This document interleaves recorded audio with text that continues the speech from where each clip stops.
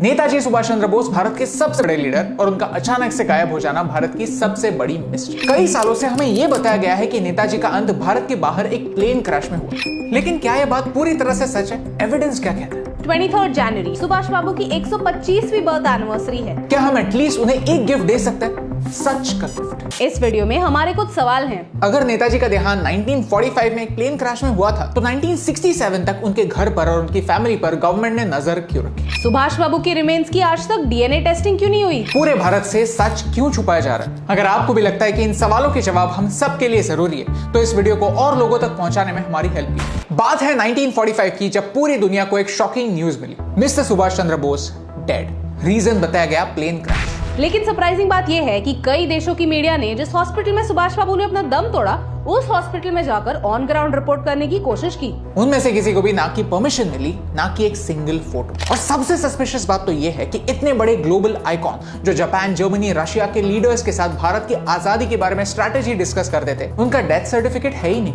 Death certificate तो Ichiro ओकुरा नाम के एक जापानीज सोल्जर का, तो सुभाष बाबू का क्या हुआ? इंक्वायरी शुरू हुई। सन 1949 में आजादी के सिर्फ 2 साल बाद पंडित जवाहरलाल नेहरू जी ने खुद हिस्टोरियन प्रतुल चंद्र गुप्ता जी को अपॉइंट किया था। गुप्ता जी का यही गोल था कि इंडियन नेशनल आर्मी पर रिसर्च करे और उनका भारत की आजादी में क्या कंट्रीब्यूशन था, इस पर किताब लिखें। ये सारा रिसर्च कुछ महीने नहीं 3 साल तक चला और 490 पेज की मैन्युस्क्रिप्ट रेडी थी, जिनमें आईएनए के मिलिट्री ऑपरेशंस के बारे में पूरा ज्ञान था। लोगों को लगा कि अब नेताजी और आजाद हिंद फौज का असली कंट्रीब्यूशन लोगों तक पहुंचेगा, लेकिन ये मैन्युस्क्रिप्ट पब्लिश ही नहीं हुई। क्यों? ऐसे क्या सीक्रेट्स है उस किताब में? हमें इसके जवाब नहीं मिलते। मिलती है तो बस कुछ थ्योरीज। कई लोग मानते हैं कि सुभाष बाबू कई सालों के लिए रशिया में थे, जिंदा थे, और 1985 तक अलग अलग गवर्नमेंट ऑफिशियल्स को उनके बारे में जानकारी थी। नेहरू जी की सिस्टर विजय लक्ष्मी पंडित सोवियत यूनियन की एम्बेसडर थी।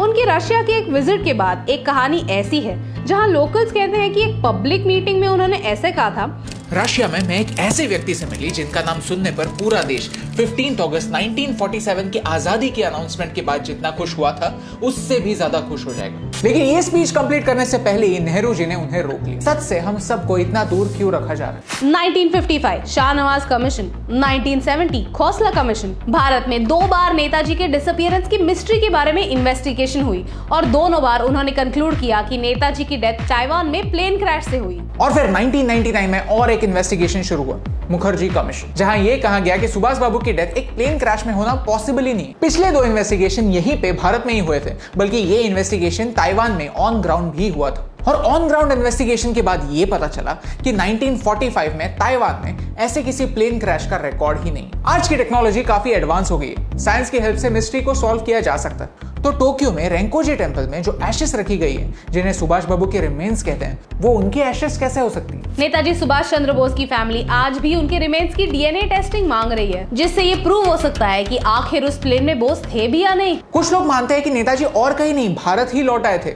लेकिन सच किसी को पता नहीं। 2016 में सरकार ने ऐसे कई फाइल्स पब्लिक कर दी जिनमें नेताजी के बारे में सीक्रेट इन्फॉर्मेशन है, लेकिन ये डॉक्यूमेंट्स भी इनकम्प्लीट हैं। इतने इंपॉर्टेंट डॉक्यूमेंट्स डिस्ट्रॉय हो गए या कर दिए गए, लेकिन नेताजी इतने इंपॉर्टेंट क्यों? नेताजी के इतने दुश्मन क्यों? सिर्फ 20,000 ब्रिटिश 30 करोड़ भारतीय लोगों पर राज कैसे कर सकते हैं? ये इम्पॉसिबल लगता है क्योंकि ये इम्पॉसिबल है। ये पॉसिबल तभी हुआ जब ब्रिटिशर्स ने एक ट्रिक का इस्तेमाल किया। उन्होंने इन्हीं 30 करोड़ भारतीयों को अपनी सेना में शामिल कर लिया। हमारे वीर उनकी ताकत बन गए थे। और सच तो ये है कि ब्रिटिश 1857 की लड़ाई से ही इन वीरों से डरते थे।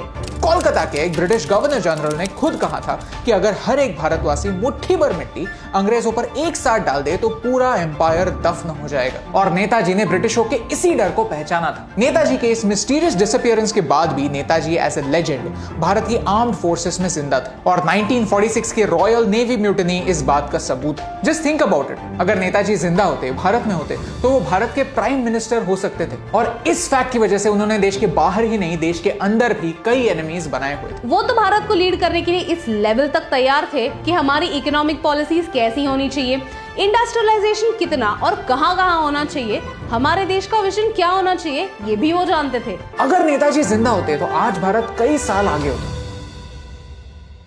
दुख की बात यह है कि नेताजी के साथ साथ आजाद हिंद फौज का हमारे भारत के लिए कंट्रीब्यूशन आज 70 साल बाद या तो हमारे हिस्ट्री बुक्स में से मिसिंग है या तो बस एक लाइन बनकर रह गया। नेताजी की 125वीं बर्थ एनिवर्सरी पर हम उनको एक प्रॉमिस जरूर कर सकते हैं कि हम उनका और उनके जवानों का बलिदान कभी नहीं भूलेंगे। अगर आपको इस वीडियो से वैल्यू मिली तो प्लीज इसे शेयर कीजिए ताकि एक अल्टरनेट हिस्ट्री जो यूजुअली हमसे छुपाई जाती है वो लोगों तक पहुंचे। नेताजी की लाइफ और उनके डेथ के बारे में ये सारे सवाल लोगों तक पहुंचे, क्योंकि हम ये मान सकते हैं कि हमें आजादी बिना हिंसा के मिली, लेकिन जब हम ये कहते हैं तब हम जाने अनजाने में उन 25 लाख भारत के सोल्जर्स को भूल जाते हैं जो वर्ल्ड वॉर 2 में ब्रिटिशों की तरफ से लड़े थे, सिर्फ इसी होप में कि उनकी मदद करने के बाद ब्रिटिश अपना भारत छोड़ने का प्रॉमिस निभाएंगे। लगने लगता है कि वो बस एक कैजुअलिटी थे, उनके बलिदान से किसी को भी क्या फर्क पड़ता है। लेकिन सच तो यह है कि सुभाष बाबू जैसे सेनानी ही थे जिनसे पूरा ब्रिटिश एम्पायर डरता था, और आज उनकी मेमोरीज उनके वैल्यूज के रूप में उन्हें जिंदा रखने से मुझे फर्क पड़ता है।